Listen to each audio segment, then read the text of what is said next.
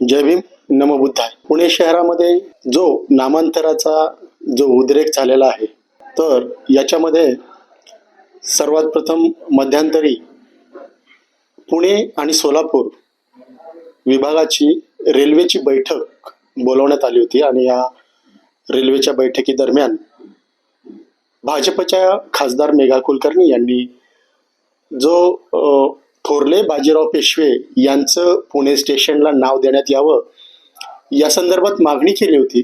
आणि ही मागणी करताच पुणे शहरातील अनेक पक्ष असतील, संघटना असतील, संस्था असतील यांनी तीव्रपणे विरोध केलेला आहे.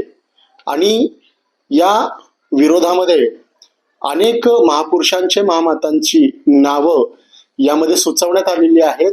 या नावांचा आपण पुणे स्टेशनला नावं द्यावीत असं अनेक संघटना, पक्ष, संस्थांनी सांगितलेलं आहे. आज आपल्या सोबत इतिहासाचे अभ्यासक श्रीमंत कोकाटे आपल्या सोबत जोडले गेलेले आहेत. कोकाटे सर, जय जिजाऊ. आपण आज लॉर्ड बुद्धा टीव्हीला वेळ दिलेला आहे.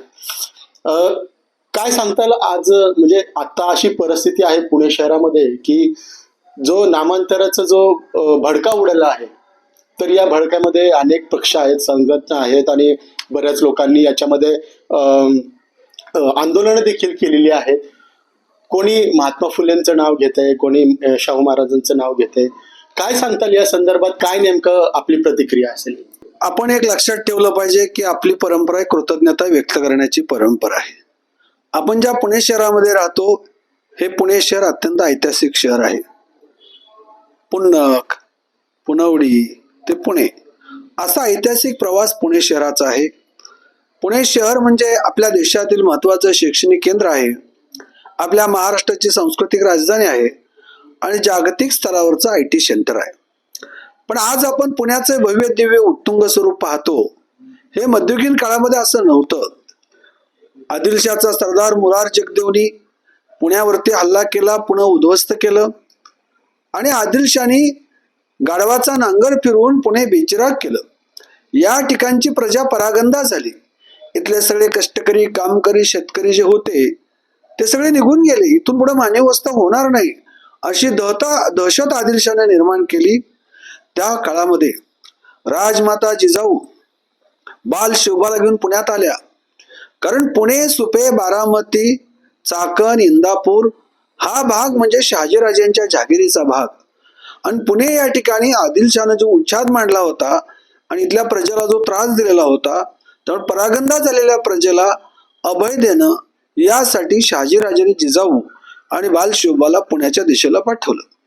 1647 नंतर जिजाऊ आणि शिवबा पुण्यात आले आणि या ठिकाणी ज्या पुनवडीवरती आदिलशानं गाढवाचा नांगर फिरवला होता, त्या पुण्यामध्ये येऊन जिजाऊनी बाल शिवबाला घेऊन सोन्याचा नांगर फिरवला. इथल्या रयतेला अभय दिलं. इथले जे कष्टकरी, कामकरी, शेतकरी, मजूर जे काही मावळे होते त्या सगळ्यांना बोलावून घेतलं, त्यांना संरक्षण दिलं, अभय दिलं, जीवनाची सुरक्षा दिली आणि त्यामुळे उद्ध्वस्त झालेलं पुणे या ठिकाणी पुन्हा वसलं.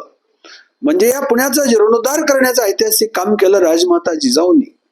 म्हणून आज पुण्याचा कायापालट झाला. जागतिक स्तरावरचं आपल्या राष्ट्रातलं अत्यंत महत्वाचं शहर झालं, शैक्षणिक केंद्र, सांस्कृतिक राजधानी, IT क्षेत्र.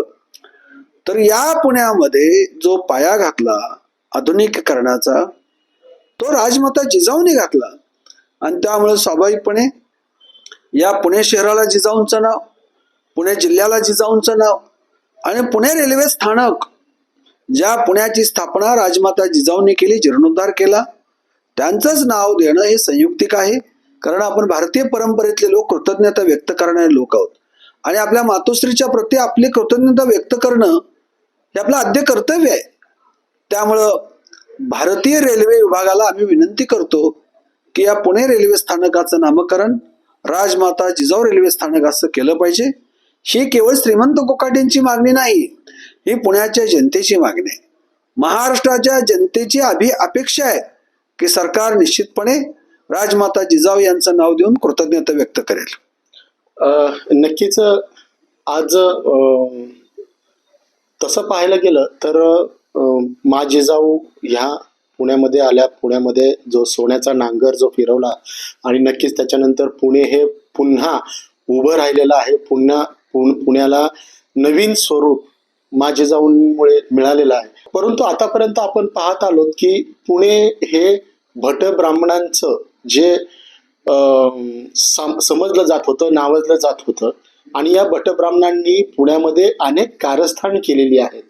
अनेक म्हणजे एक साधं उदाहरण जर म्हणायला गेलं तर जो आपण गावठाण आहे, या गावठाणमध्ये भांबुर्डीमधून आहे, तर या ठिकाणी अगदी शिवाजी महाराजांचा पुतळा देखील बसवण्यासाठी यांनी विरोध केला होता. आणि अशा परिस्थितीमध्ये असताना आपण पुण्यामधली जी पुणेकर लोक आहोत, तर ह्या पुणेकरांनी या ठिकाणी विरोध दर्शवलाच पाहिजे होता. काय अशी नेमकी परिस्थिती आहे आणि कशी जी पेशव्यांची जी मागणी येते ही कशी धाडसाने येते, काय नेमकं असेल याच्यात? या पाठीमागची कारणमीमांसा आपण जर का लक्षात गेलं तर वर्चस्ववाद. ज्या राज्यसभेच्या खासदार माननीय प्राध्यापिका मेधा कुलकर्णी आहेत, त्यांनी बाजीराव पेशवे यांचं नाव देवाशी मागणी केलेली आहे. बाजीराव पेशवे शूर होते, स्वामी भक्त होते, शाहू महाराजांचे निष्ठावान सेवक होते. त्यांनी पराक्रम गाजवला, त्यांच्या पराक्रमाबद्दल दुमत असायचं कारण नाही. पण एकटे बाजीराव होते का? अहो, इथले मावळे लढले. शाहू महाराजांच्या काळामध्ये छत्रपती शिवाजीराजांचं जे स्वप्न होतं की अहत तंजावर तहत पेशावर, ते पूर्ण स्वप्न, शिवाजी महाराजांचं स्वप्न पूर्ण करण्याचं काम छत्रपती शाहू महाराज संभाजी पुत्र यांनी केलं. आणि त्यांच्याच काळात रघोजी भोसले ढाक्यापर्यंत गेले, फत्तेसिंग भोसले तामिळनाडूपर्यंत गेले, दमाजी गायकवाड दाभाडे गुजरातपर्यंत गेले, मानाजी पायगुडे आटकेपार गेले, मल्हारराव होळकर आणि महाजी शिंदे इंदोर ग्वालियर दिल्लीपर्यंत गेले. म्हणजे खऱ्या अर्थानं छत्रपती शिवाजीराजांच्या जिजाऊंच्या स्वप्नातील हिंदवी स्वराज्याचा विस्तार जो देशभर झाला तो शाहू महाराजांच्या काळामध्ये झाला. त्या अनेक सैनिकापैकी एक सैनिक म्हणजे बाजीराव पेशवे आहेत.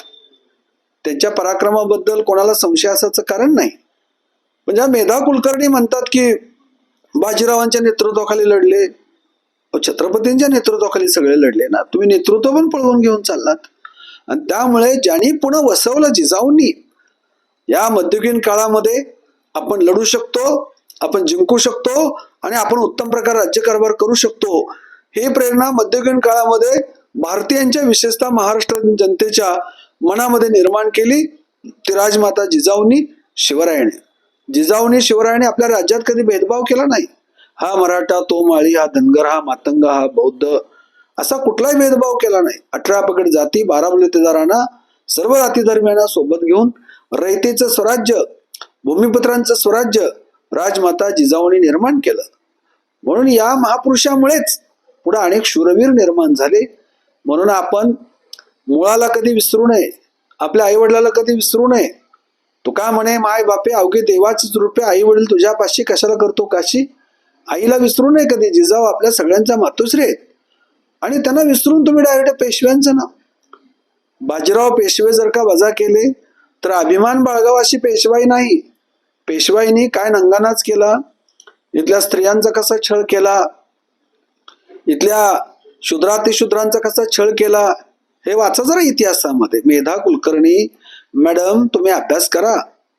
तुम्ही अभ्यास जर का केला असता तर तुम्ही असं निराधार वक्तव्य केलं नसतं. तुमची मानसिकता जातीयवादी आहे. तुमच्या मुखामध्ये जिजाऊंचं नाव नाही आलं, तुमच्या मुखामध्ये पेशव्यांचं नाव आलं. ही तुमची वर्णवर्चस्वादी आणि जातीय मानसिकता दिसती. तुमची द्वेषभावनेनं तुम्ही बोलत आहात आणि जातीय वर्चस्वादी मानसिकतेतून पेशव्यांची जी मागणी येते ती जातीय वर्चस्वादी मानसिकतेतून येते आणि ती त्यांच्या वक्तव्यातून या ठिकाणी स्पष्ट झालेली आहे. परंतु मला कल्पना आहे की महाराष्ट्रातील जनता राजमाता जिजाऊ यांच्या नावाशी ठाम आहे. आणि मला आणखीन एक विचारायचंय की बाजीराव पेशवे यांचं नाव रेल्वे स्टेशनला द्यावं, ही मागणी व्यक्तिगत माननीय खासदार प्राध्यापिका मेधा कुलकर्णी यांची आहे का भारतीय जनता पार्टीच्या पक्षाचे आहे? हे स्पष्ट करावं ना. पक्षाने पण स्पष्ट करावं आमची मागणी आहे. त्यांची व्यक्तिगत मागणी आहे का पक्षाची मागणी आहे? मला चांगली कल्पना आहे की ही त्यांची व्यक्तिगत मागणी असू शकते ही काय कुठल्या एका विशिष्ट पक्षाची मागणी असू शकत नाही, कारण सगळ्याच पक्षात शिवप्रेमी आहेत, सगळ्या जाती धर्मामध्ये शिवप्रेमी आहेत. त्यामुळे त्यांनी जाहीर करावं की पक्षाची मागणी आहे का त्यांची व्यक्तिगत मागणी आहे. और राजमाता जिजाऊ एक आदर्श माता, क्रांतिकारक महिला आहेत. आणि तुम्ही पण महिला आहात, संसदेमध्ये भाषण करता तुम्ही.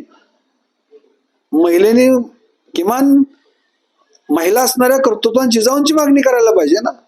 म्हणजे मेधा कुलकर्णी यांची जशी जाती वर्चस्वादी मानसिकता आहे, तशीच पुरुष सत्ताक मानसिकता आहे. त्यांच्या मुखामध्ये बाजीराव पेशवेचं नाव आलं, जिजाऊंचं नाव आलं नाही. यातून त्यांची जातीवादी मानसिकता, वर्चस्वादी मानसिकता आणि पुरुष सत्ताक मानसिकता स्पष्टपणे दिसते आणि महाराष्ट्रातील सुज्ञ जनता कधी खपवून घेणार नाही. नक्कीच आपण म्हटल्याप्रमाणे जो इतिहास आपल्याला लाभलेला आहे, आपल्या पुण्याला इतिहास खरा तर लाभलेला आहे. आणि मा जिजाऊंचा हा इतिहास खूप मोठा इतिहास आहे.